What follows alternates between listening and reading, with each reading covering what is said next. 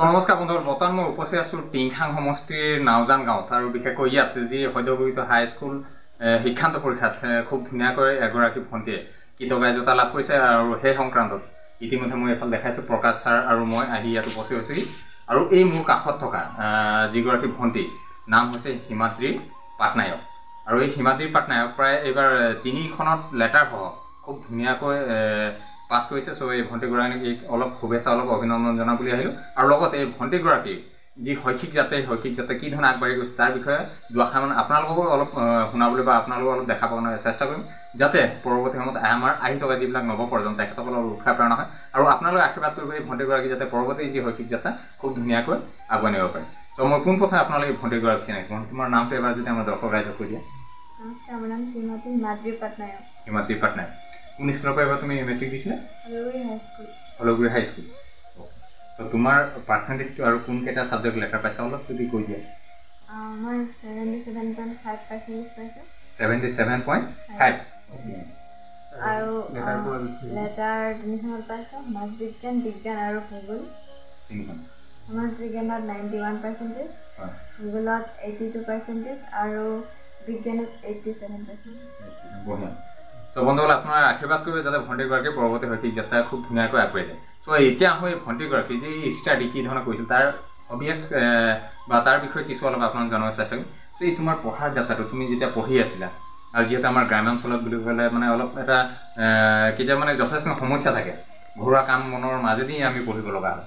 চ' তেনে ক্ষেত্ৰত তোমাৰ এই শৈক্ষিক যাত্ৰা তুমি পঢ়া সময়খিনি ৰাতিপুৱা বা গধূলি কিমান সময়লৈ কিমান সময় পঢ়া শুনা কৰিছিল? ৰাতি 6টাৰ পৰা 11টা, 11:30। 6টাৰ পৰা 11টা, 11:30। আৰু ৰাতিপুৱা 7টাৰ পৰা 8টালৈকে। তাৰপৰা দিনতো পঢ়িলোঁ। দিনত পঢ়া হয়। ক'ৰবাত টিউশ্যন লৈছিলা? ক'ত লৈছিল? এই ছাৰহঁতৰ ঘৰত।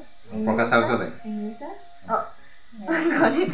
গণিত আৰু সেই সগুণেশ্বৰত ইংৰাজী আৰু এই শুকানীত বিজ্ঞান। চ' ঠিক আছে, এয়া ভণ্টিৰ শৈক্ষিক যাত্ৰা কি ধৰণে তাই পঢ়া শুনা কৰিছিলে এইখিনি অলপ জনাল। চ' তোমাৰ ইমান ধুনীয়া এটা ৰিজাল্ট, যিহেতু 3টা ছাবজেক্ট লেটাৰ সহ তুমি 70 কিমান ক'লা? 77.1.5। চ' তুমি পোনপ্ৰথমে কৃতকাৰ্যতাৰ বা ধন্যবাদটো কাক দিব বিচাৰিবা? আমাৰ ঘৰৰ মা পাপা, তাৰপাছত টিচাৰ্ছ, তাৰপাছত শুভাকাংক্ষী, লগতে ছাৰ আছে হয়নে? যিটো ছাৰে তোমাক ইমান ধুনীয়া কেৰি কৰিছিলে, স্কুলৰ শিক্ষাগুৰুসকল আছে, শিক্ষক শিক্ষয়িত্ৰীসকল আছে হয়নে? গাঁওবাসী আছে বা তোমাৰ যিসকল শুভাকাংক্ষী আছে, যিসকলে তোমাক যে কৈছিলে এই হিমাদ্ৰী পাৰিবা, টেনশ্যন ল'ব নালাগে, তুমি ভালকৈ পঢ়া।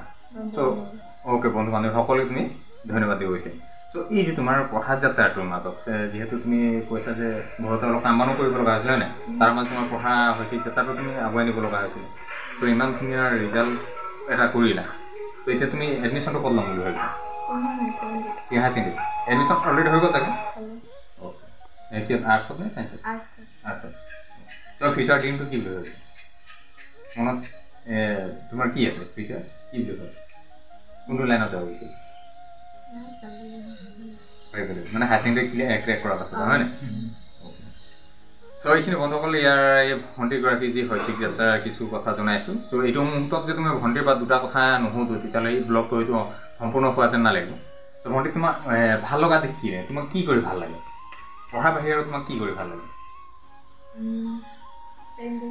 পেইণ্টিং কৰি। আৰু যদি মই বেয়া লগা দিশ এটা যদি সুধোঁ? বেয়া লগা দিশ তোমাক কি কৰি বেয়া লাগে? চাপ'জ ৰাতিপুৱা বোলে তোমাৰ দেৰিলৈকে শুই আছা, মা পাপা তোমাক উঠাই আছে, ভণ্টি উঠা পৰে, সেইটো মোৰ বেয়া লাগে, নাচি বেয়া লাগে। চ' এয়া বন্ধুসকল দেখালোঁ ভণ্টিগৰাকীৰ ভাল লগা আৰু বেয়া লগা দিশ। চ' এইখিনি সবিশেষ কথাখিনি পাতিলোঁ। আৰু এই যে তোমাক সদস্যত এটা কথা অলপ তোমাৰ পৰা জানিব বিচাৰিম, যিহেতু তুমি ইমান ধুনীয়া এটা ৰিজাল্ট কৰিলা, ইন ফিউচাৰত তুমি ধুনীয়াকৈ আগবাঢ়ি যোৱা, আমাৰ শুভাকাংক্ষীসকল আছে, বন্ধুবৰ্গ আছে, মা পাপা আছে, গাঁৱৰ সকলোৱে তোমাক মানে কি যথেষ্টখিনি আশীৰ্বাদ কৰিব। তো এই উঠি অহা যিবিলাক নৱপ্ৰজন্ম আছে সিহঁতক লৈ তুমি কিবা ক'ব বিচাৰিবা? তো এতিয়া তোমাৰ যি 9, 10ত যিখিনি পঢ়ি আছে, 6, 7ত যিখিনি পঢ়ি আছে সিহঁতক লৈ কিবা ক'বা? ভালদৰে পঢ়িব লাগে, মা পাপাৰ কথা শুনিব লাগে হয়নে? তো ঠিক আছে। চব বন্ধুসকল, এইখিনি দেখালোঁ ভণ্টিগৰাকী ভাল লগা বেয়া লগা দিশ। চ' তুমি গান চান গোৱা নেকি কেতিয়াবা? নোগোৱা? অলপ লাজ কৰিয়া যেন আছে, কিন্তু পঢ়াত যথেষ্টখিনি ভাল। চ' এইফালে ছাৰ আছে, আৰু এই মুহূৰ্তত ভণ্টিগৰাকীক শুভেচ্ছামূলক আশীৰ্বাদমূলক যদি দুআষাৰ আমাৰ ভিডিঅ'ৰ জৰিয়তে যদি দুআষাৰমান যদি ৰাখি দিওঁ। নমস্কাৰ, সকলোকে মই আন্তৰিক অভিনন্দন জ্ঞাপন কৰিছোঁ। আজি এই শুভ মুহূৰ্তত আমাৰ দিন হাৰিয়া ছাৰক লগ পাইছোঁ আৰু এইখন আমাৰ ভতিজা ছোৱালীয়ে হয় হিমাদ্ৰী পাটনায়ক আৰু পৰিয়ালসকলক লগ পাইছোঁ, ভাল লাগিছে। এনেই শুভ মুহূৰ্তত আজি এখেতৰ ঘৰত উপস্থিত হোৱাইছোঁ, ভাল লাগিছে আৰু আশা কৰোঁ আমাৰ ভতিজী ছোৱালী হিমাদ্ৰী পাটনায়কে যিজনে সুখ্যাতিৰে পৰীক্ষাটো উত্তীৰ্ণ হ'ল, ভাল ফলাফল দেখুৱালে। আশা কৰিছোঁ অনাগত দিনতো যাতে ভাল ফলাফল হয়, সুনাম কঢ়িয়াই আনে, তাকে মই আশীৰ্বাদ কৰিছোঁ। ধন্যবাদ। ঠিক আছে।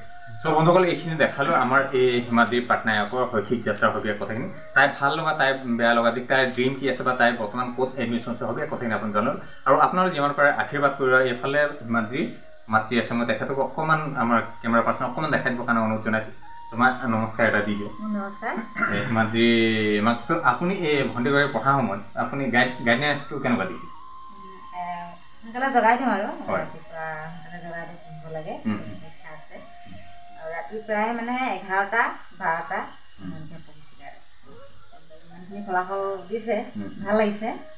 আৰু হায়াৰ ছেকেণ্ডেৰীটো ভালকৈ দিয়ক বুলি মই তাকে আশা কৰিছোঁ। বহুত কষ্ট, কিন্তু টিউশ্যন খুব কম দিয়ালোঁ, আৰু অধিক দিয়াব পৰা হ'লে আৰু ৰিজাল্টটো হয়তো ভাল হ'ল, কিন্তু সেই অনুপাতে টিউশ্যনটো নাপালোঁ আৰু তথাপিতো আমাৰ প্ৰকাশ ছাৰে চাই দিছে, বহুতে চাই দিলে, খুৰা হয়, বহুতে চাই দিলে। আৰু তথাপিতো ইংৰাজীটো সিমান টিউশ্যনটো নাপালোঁ, তথাপিতো 1 মাহ যিটো পালে আৰু সেই মাহখিনিতে যথেষ্ট বুলি ভাবিলোঁ আৰু ইমানখিনি ৰিজাল্ট কৰিছে। আৰু আমাৰ লগৰী হাইস্কুলৰ টিচাৰসকলেও মই ধন্যবাদ জ্ঞাপন কৰিছোঁ, সিহঁতে বহুত গাইড দিছে, ভাল লাগিলে। আৰু ওচৰ পাজৰ এইবিলাকো সহায় কৰিছে, প্ৰেৰণা দিছে, ভালকৈ পৰীক্ষা দিয়া, ভাল হ'ব আৰু ভাল হ'ব এনেকৈ। আৰু মোৰ ওচৰ চুবুৰীয়াকো মই প্ৰশংসা কৰিছোঁ, কাম কৰিলে ধন্যবাদ দিছোঁ আৰু ছোৱালীজনীক প্ৰেৰণা দিয়াৰ বাবে।